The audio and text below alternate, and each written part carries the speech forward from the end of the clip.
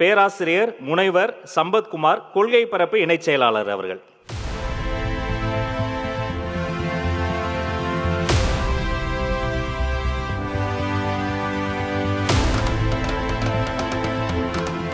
தீர்மானம் 4. தமிழ்நாட்டில் வாக்காளர்களின் ஜனநாயக கடமையான வாக்குரிமையை பறிக்கும் வாக்காளர் பட்டியல் சிறப்பு தீவிர திருத்த பணிகளை நிறுத்த கோரும் தீர்மானம். வாக்காளர் பட்டியல் சிறப்பு தீவிர திருத்தம் என்பது மக்களின் அடிப்படை ஜனநாயக உரிமையை அச்சுறுத்தும் ஒரு செயலாகவே இருக்கிறது. சிறப்பு தீவிர திருத்தம் என்கின்ற பெயரில் பீகாரில் ஏற்கனவே லட்சக்கணக்கான வாக்காளர்களின் பெயர்கள் நீக்கப்பட்டுள்ளதே அதற்கு சான்று. பீகாரில் நடந்த அந்த பெயர் நீக்கம் குறித்த காரணங்களே இன்னும் முழுமையாக வெளியாகாத நிலையில் அடுத்த கட்டமாக தமிழ்நாடு உள்ளிட்ட 12 மாநிலங்கள், யூனியன் பிரதேசங்களில் சிறப்பு தீவிர திருத்தம் நடைபெறும் என அறிவித்து இந்திய தேர்தல் ஆணையம் பணிகளை தொடங்கியிருக்கிறது.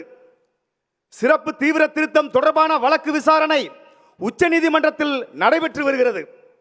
போலி வாக்காளர்கள், போலி முகவரி, தவறான புகைப்படங்கள் என இந்த முன்னெடுப்பில் உள்ள குழப்பங்களை நாட்டின் பிரதான எதிர்க்கட்சிகள் அனைத்தும் தொடர்ந்து பட்டியலிட்டு வருகின்றன.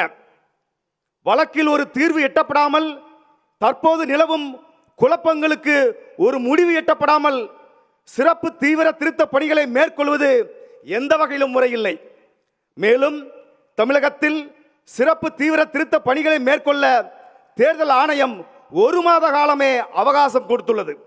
6 கோடி வாக்காளர்களுக்கும் மேல் இருக்கும் தமிழ்நாட்டில் அத்தனை பெயர்களையும் சரிபார்க்க 1 மாத காலம் எப்படி போதுமானதாக இருக்கும்?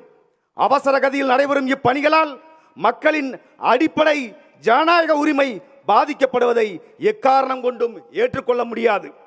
எனவே நியாயமான, எந்தவித அரசியல் குறுக்கீடுமற்ற சுதந்திரமான தேர்தல் நடைபெற சிறப்பு தீவிர திருத்தம் எனும் இந்த குழப்பமான நடைமுறையை கைவிட்டு ஏற்கனவே இருக்கும் பழைய நடைமுறையை தேர்தல் ஆணையம் பின்பற்ற வேண்டும் என்று தமிழக வெற்றிக் கழகத்தின் சிறப்பு பொதுக்குழு வலியுறுத்துகிறது.